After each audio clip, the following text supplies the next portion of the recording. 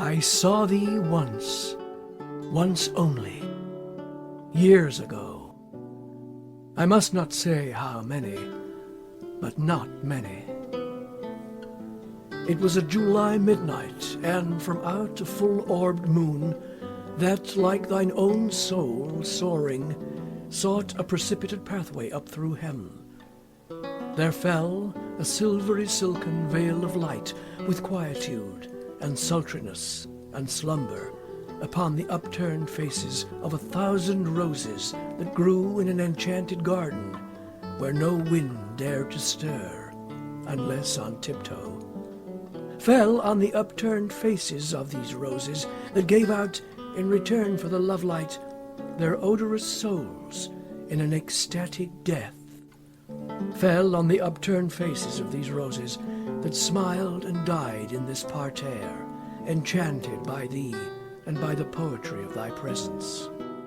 Clad all in white upon a violet bank, I saw thee half reclining, while the moon fell on the upturned faces of the roses, and on thine own, upturned, alas, in sorrow. Was it not fate that, on this July midnight, was it not fate, whose name is also sorrow, that bade me pause before that garden gate to breathe the incense of those slumbering roses? No footstep stirred. The hated world and slept, save only thee and me. O heaven, O God, how my heart beats in coupling those two words, save only thee and me. I paused, I looked, and in an instant all things disappeared. Ah, bear in mind, this garden was enchanted. The pearly luster of the moon went out, the mossy banks and the meandering paths, the happy flowers and the repining trees were seen no more. The very roses' odors died in the arms of the adoring airs. All expired save thee, save less than thou, save only the divine light in thine eyes, save but the soul in thine uplifted eyes. I saw but them, they were the world to me. I saw but them, saw them only, saw only them for hours, saw only them until the moon went down. What wild heart histories seemed to be enwritten upon those crystalline celestial spheres. How dark a woe, yet how sublime a hope! How silently serene a sea of pride! How daring an ambition, yet how deep, how fathomless a capacity for love!